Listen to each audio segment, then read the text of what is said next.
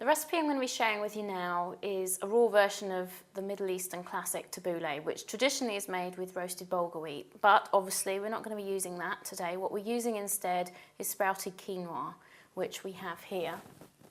Okay, so we're using pretty much all the traditional ingredients that would go in a normal tabbouleh, but quinoa is the different ingredient. So just to run through the others so you know exactly what we have lots of chopped cucumber here, finely chopped. Same finely chopped tomato, finely chopped spring onion, finely chopped parsley, we have some olive oil, some lemon juice, some finely chopped mint, fresh mint, and then some Himalayan crystal salt, which we may or may not use because that's really going to be about your preference and your taste. So really, this is about the preparation side of things. I have shortcut and saved some time for you by chopping up all these things in advance, but really that is what needs to be done. There's no equipment involved. It really is just a case of putting it all together in a bowl. And I've chosen a nice clear bowl here so that you can see exactly how it all looks. So to start off with, we're just going to put in all this cucumber. And cucumber is a major component of this recipe because it freshens it up in a big way. And then tomato, of course, always fantastic with cucumber. So that's our two main ingredients.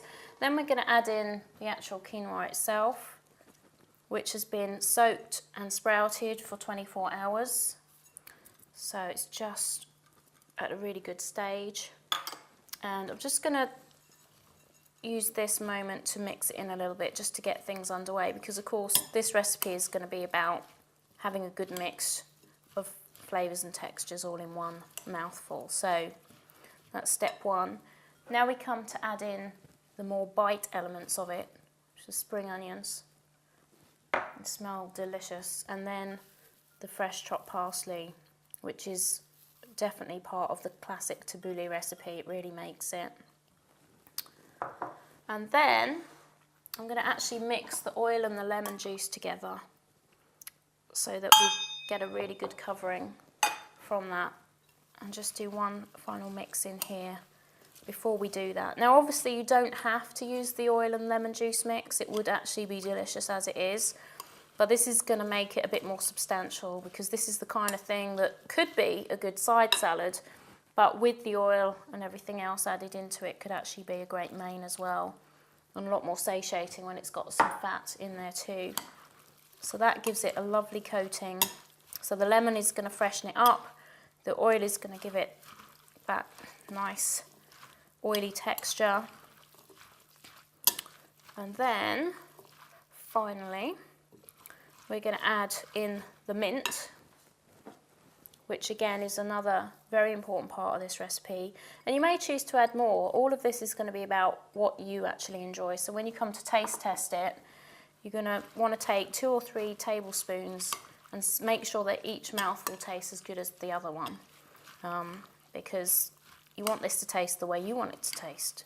And you may prefer to leave 1 or 2 ingredients out, add a bit more quinoa in, and maybe, which I'm about to do, is add a tiny bit of salt in.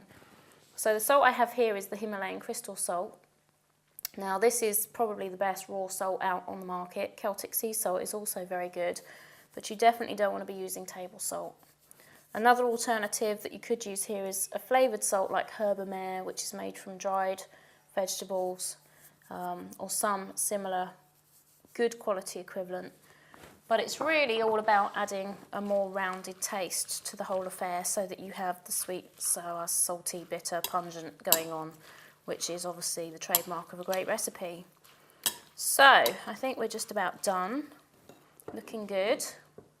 Lots of great colours in there.